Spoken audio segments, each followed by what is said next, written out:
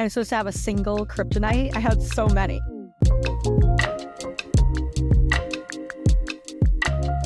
All right. Question from @7SagePodcast Enjoyer. Not a plant. As much as it seems like a plant, it's not. I really can't. I'm flattered. I can't imagine, but I'm flattered.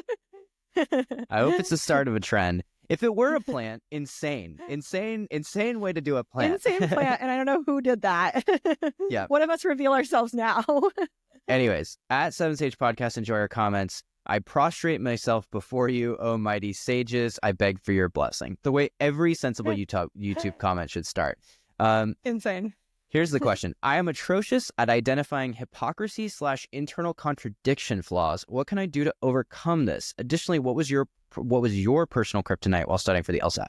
So I think we can answer the first part pretty quickly, because here's the thing, like, internal contradiction flaws, I don't think come up all that much. What it basically means is, like, you have an argument where the facts, like, do not, like, I mean, this is all flawed arguments, but it's basically like the argument is in contradiction with itself.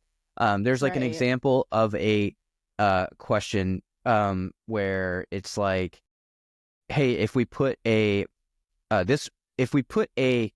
tax on gas, it would raise X more amount of money. And also, like, that having that tax would drive down demand for gas, which would be good. Therefore, this would be good for the economy. And of course, those are two counter, those move counter to one another. It kind of folds in on itself. Yeah. Those two things can't coexist. You can't simultaneously raise way more money off of a tax in the way that the argument sets it forth and have demand for that gas go down, because then people are going to be spending less money on tax, right? So it's an internal contradiction. Here's the thing, like, that doesn't happen all that often. It is one of those things that you're going to see way more in as a wrong answer than you will see in practice, right?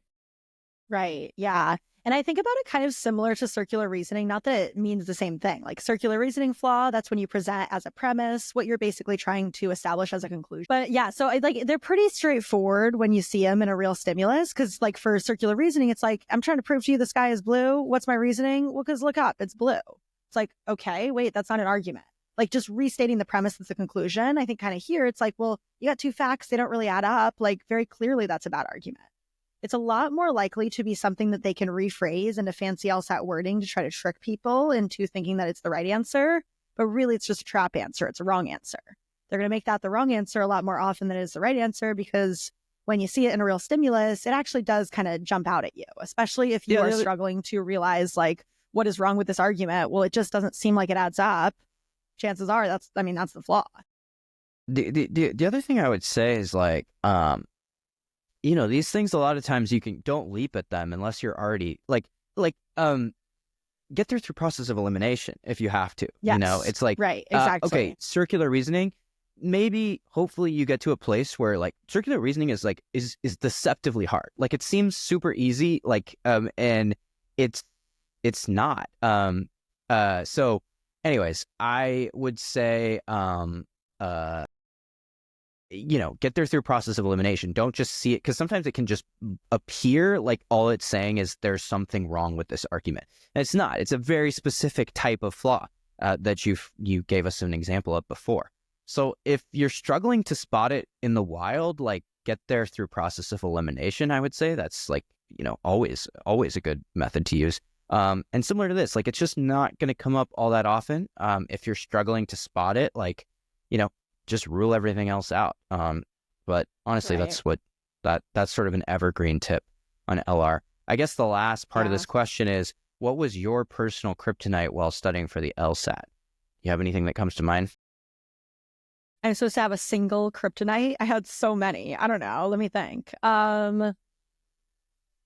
I struggled. I mean, I feel like everybody kind of says this is going to get in a whole new segment, but I feel like I struggled the most with parallel method of reasoning questions for the longest time, because every time one would come up, I would kind of panic and be like, I don't know what to do. These are too hard. I don't have the time for this. I think that one thing that I had to learn from that, like, not to immediately turn this into, like, what to do about it, but is realizing that Why those not? questions, first of all, yeah, okay, perfect. Good. Turn into that. I realized that those questions, first of all, like they don't even come up that often. Yeah, there's going to be a couple per section or per test, but first of all, my best advice is like save it till the end. Don't even worry about it. Like those are the kind of questions that I flag right away, get myself into a better mental state once I've done all the other questions. Then I can just like hone in totally on parallel method of reasoning, or parallel flaw, parallel method of reasoning. And then, I mean, quick advice on those as well. What I had to learn for myself was, first of all, to treat them differently. Like parallel flaw, you're not answering the same question as parallel method of reasoning. Parallel flaw, you're matching the flaw above all else. You got to figure out first, why is that conclusion not following from the premises? Like put the flaw in your own words, then go down those answer choices, find the one that commits the same flaw. Parallel method of reasoning, you're trying to match the structure. You want that similar relationship between premises and conclusion. You're looking for a similarly structured answer choice, which doesn't mean order. Like order doesn't matter, topic doesn't matter, positive, negative doesn't matter. You're just looking for something that has similar relationships, like premise for every premise, conclusion for every conclusion. Yeah.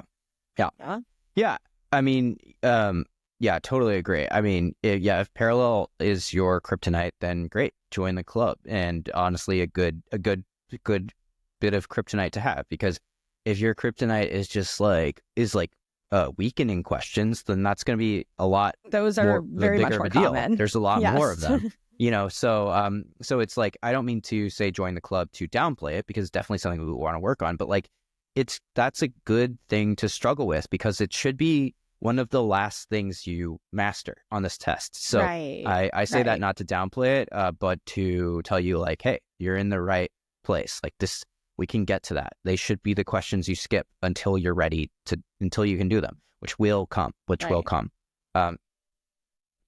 kryptonite for me, circular reasoning was very hard for me to conceptualize, like, and still is sometimes. Like it's really a weird one. It's really hard. It's like slippery for me to like wrap my head around. Like oftentimes when I'm trying to come up with an example of it, I don't do a good job, because I'm just like, well, the conclusion is the same thing as the premise. It's really hard to phrase one that isn't so obvious, right? Where it's just like, the world is round because the world is round, right? That's circular reasoning. They do a much better job of hiding it on the LSAT.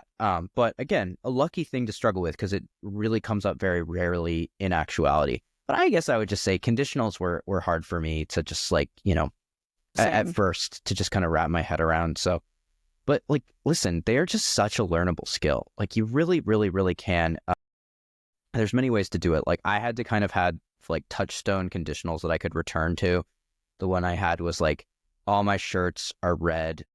So if it's a shirt, then if it's my shirt, then it's red. I could just see that it didn't go the other way around. Like that was the thing that, like, because oftentimes with conditionals, people like if it's red, have not trouble. a shirt. Yeah.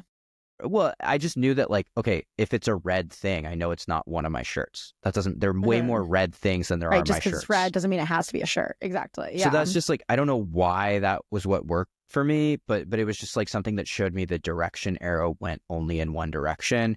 I would have to like unpack conditionals in my head. Like I didn't rely on indicator words. I wish I had. It would have made things much more simpler, but I didn't. And I think it was a useful place to start for me, was to just really reason things out. And I still do that, but adding in indicator words into the mix just makes it all that much quicker. But that was definitely something that was hard for me at first. Agreed. Cool. Thanks, 7 Stage Podcast Enjoyer. Appreciate the question. Keep chiming in. If you're listening or if you're watching at home, comment on any of our podcasts or videos and we'll try to get to your question. Bye.